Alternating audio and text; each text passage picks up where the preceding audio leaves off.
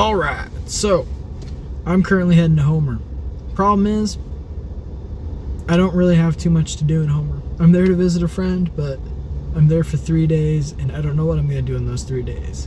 So, I have compromised 30 different challenges to try to achieve, all pertaining to the great sport of football. And we're going to see how many I can do, while also documenting my good time in Homer. And it'll be fun, hopefully. But yeah, let's get to it.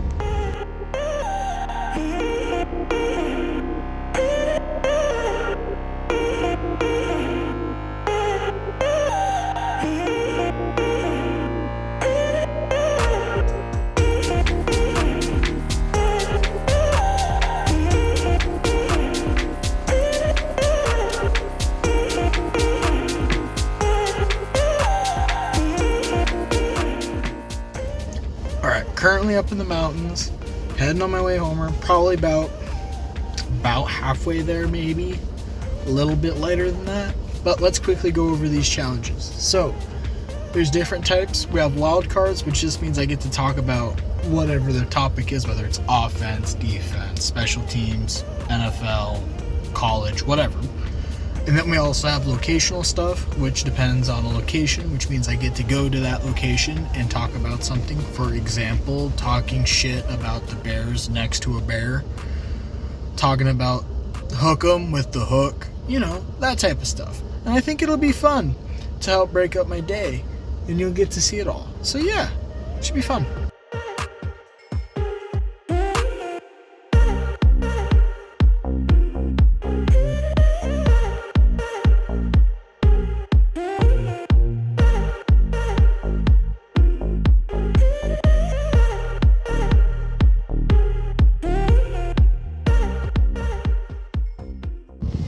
Alright, so just stopped at Soldotna to grab some snack for the rest of this trip. Got about an hour left.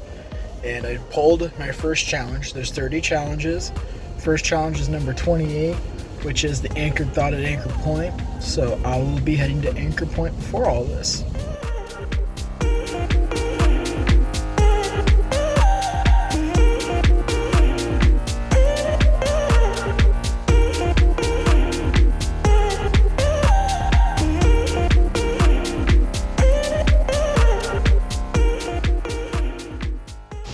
Alright, made it out to Anchor Point.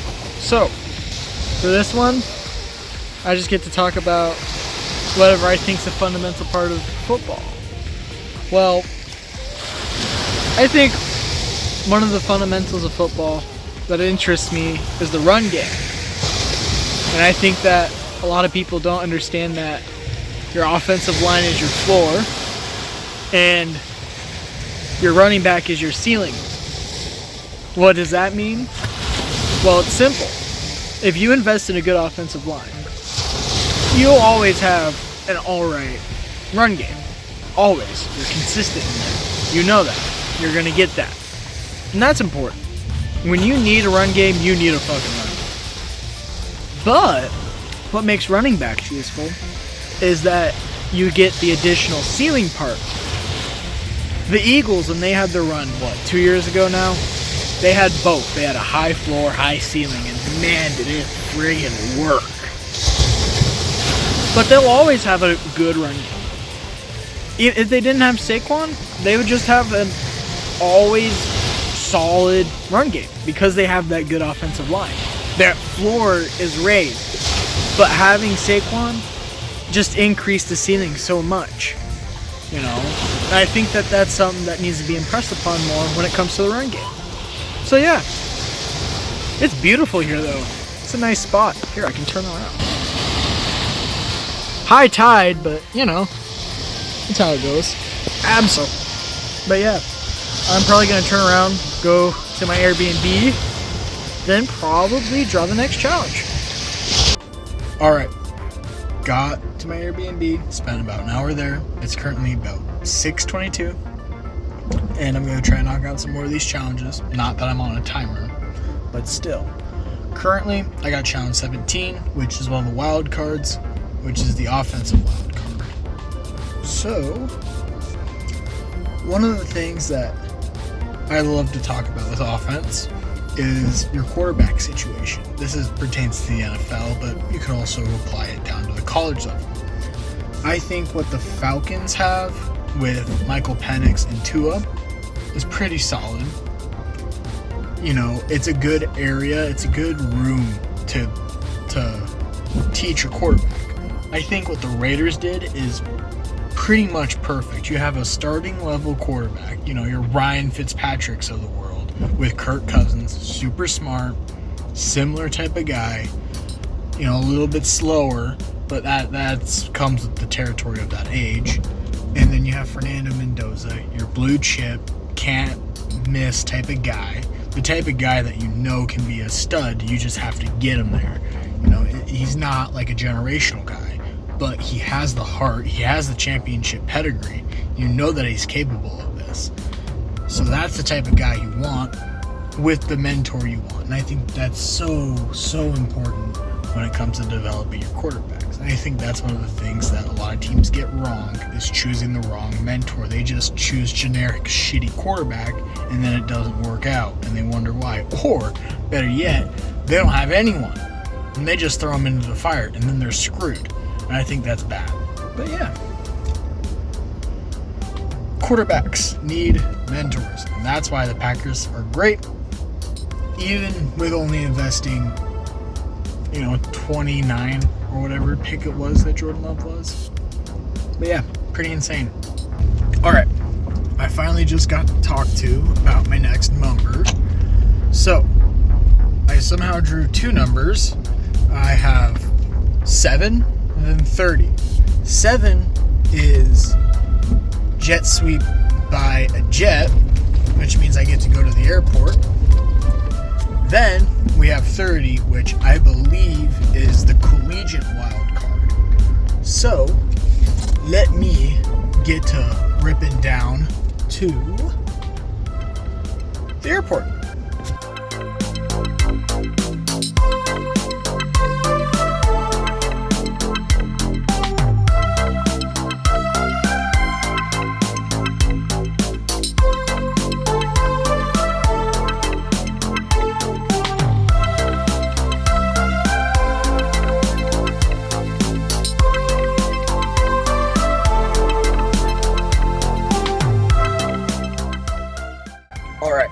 We have made it to the Homer Airport, and while there's no jets, it's as close as we're going to get.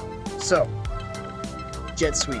This is an offensive concept where instead of running the ball with a running back, we motion the wide receiver to get either a forward toss or a backwards lateral. Generally, if we say jet sweep, we're saying that we're just going to pop the ball up, and it's technically a pass for your quarterback. This is a generic spread offense. We have our tight end. So, obviously we're blocking up front. In this case, we're going to have our Y motion across the field. The ball gets snapped, gets passed to him, and he takes it to the outside. Of course, you can have your running back lead, you can have a running back fake, doesn't matter. Jet sweep just means that we're running a little pop pass to either a slot or just a tight end or whoever, just as long as they're from generally the slot position, although technically in theory you can totally motion a tight end if you have a 2 tight end set. But yeah, pretty easy. One of the most popular examples of it is obviously the anything from Odell Beckham. He's thrown from it, he's ran from it, pretty sick. And of course, Adam Thielen, back when he was on the Vikings, did it a lot too. But yeah, fun concept. All right, so haven't left the airport yet. It seems like people are starting to filter into the airport, so that's interesting. But, so I was correct. My other poll was the collegiate wild card. So, I get to finally talk about Koi Parrish and the lack of regionality in college football. It's very depressing how so many players leave their home state pretty much exclusively for money. I know Koi Parrish, it's also a brand thing. his brand gets bigger, his name's bigger in Oregon. It's just part of the game, you know? That's just how it is. College athletes fend for themselves, and they probably should. Obviously, coaching, huge carousel. Players gotta join the carousel too. But it's just very depressing. I mean, shoot, you can look at the conferences. Man, it just sucks. I don't know if there's ever gonna be a fix to that, but, you know, everybody wishes back for the WAC, your Pac-12s that isn't the new Pac-8 thing, you know, your Big Easts, like all of that old, how old, previously wasn't. I mean, the Pac-12 only recently disbanded, but all that stuff, man, it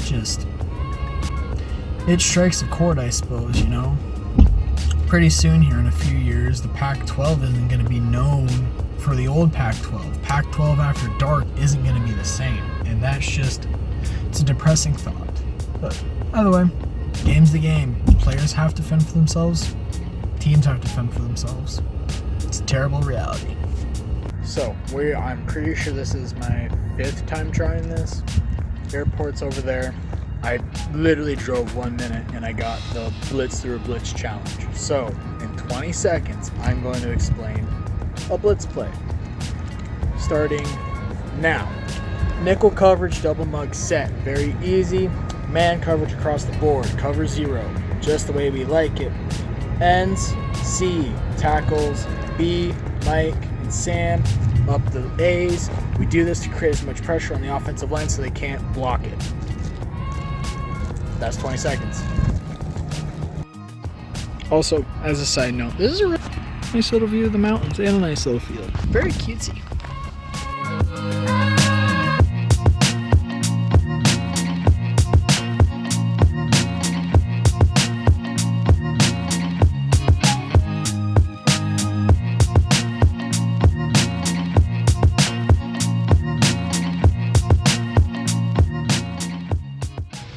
Alright, so just took a walk on the beach because I'm not getting any challenges thrown my way. Got some gelato. I got complimented for my hoodie. Some dude rocking some Minnesota Wild gear. That dude's what's up. He knows what's up. I bet you he's from Minnesota though. That's not me. I'm from Alaska. I just root Minnesota. But yeah, beautiful, beautiful spot though. Look at all of this, man. Really cool. We'll see if we get any more challenges tonight, but I'm content. Well, walked back to the truck. Looks like today is all wrapped up in terms of challenge cards. So, I will probably run, grab a quick snack, head home, retire. We'll see if I get a challenge card over the night.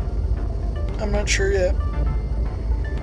The way that I've been doing it, I have someone text me a different number. So I'll just reset the list of people tomorrow and hopefully it works out. But yeah, no. As much as I hate Homer, it's a beautiful place. Alright, so before I turn in for the night, it looks like I got my final challenge card popped in. At least that's what I assume for the rest of the night.